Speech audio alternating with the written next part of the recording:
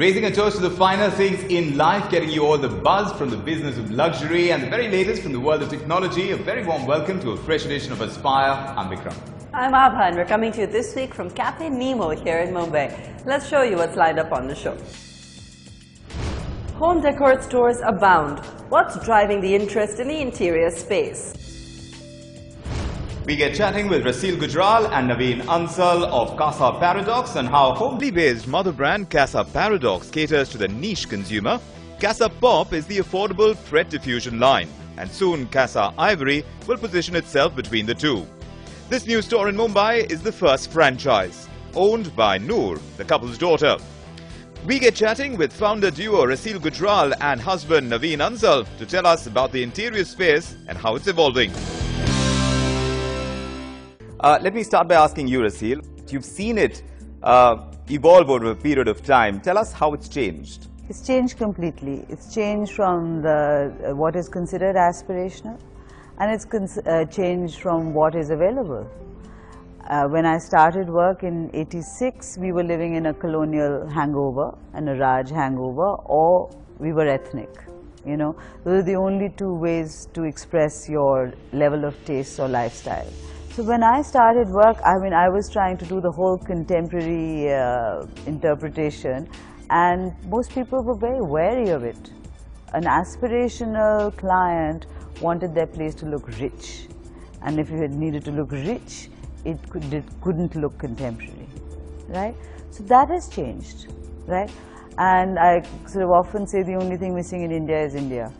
Right. You know, when it comes to design in the home space. And that's not necessarily problematic for someone in a creative process. It's not only not problematic, it's not relevant if you are not relevant.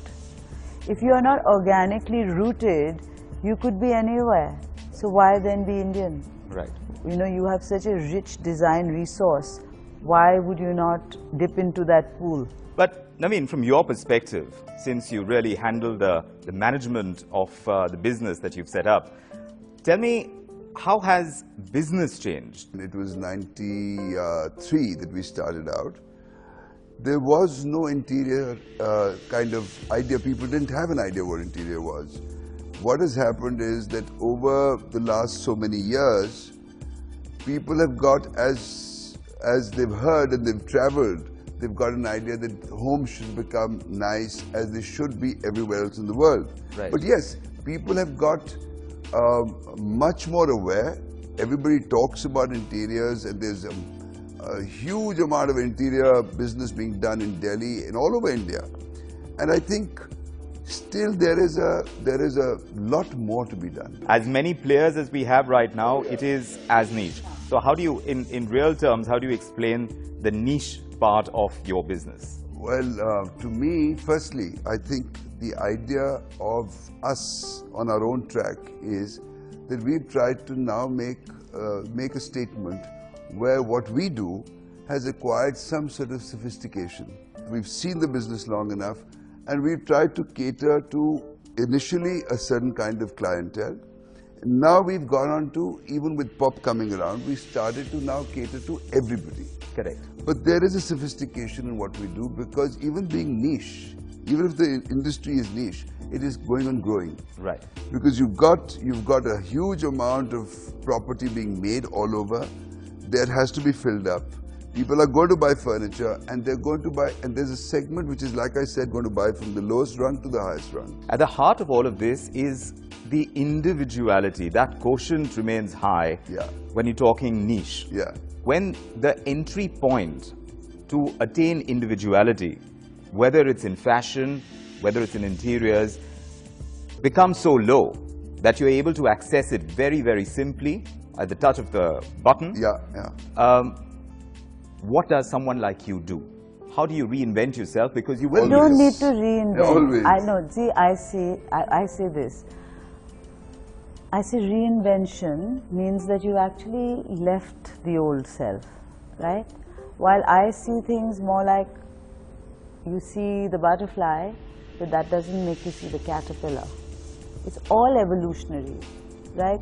And if you, from a butterfly, want to become a cockroach, then you're actually reinventing yourself, right?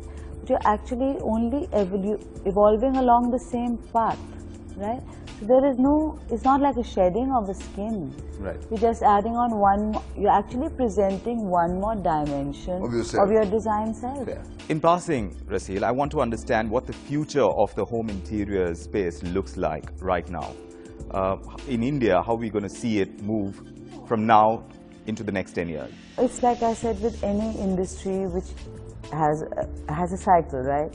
It's there, then it is growing, and then it attains sophistication and maturity, right? And then it's there to stay. Right now we are in waterfall mode, you know, so everything is up there. Yeah, everything is out there, the consumer is out there, the product is out there, and everything is in a very chaotically burgeoning state. And as we get more and more exposed, you will see it attaining more maturity and more sophistication the way it is in the rest of the world. And business-wise, how do you see it crystallize? You know, I feel that I have seen Casa Paradox. We are still going to cater to this niche clientele where Paradox is concerned.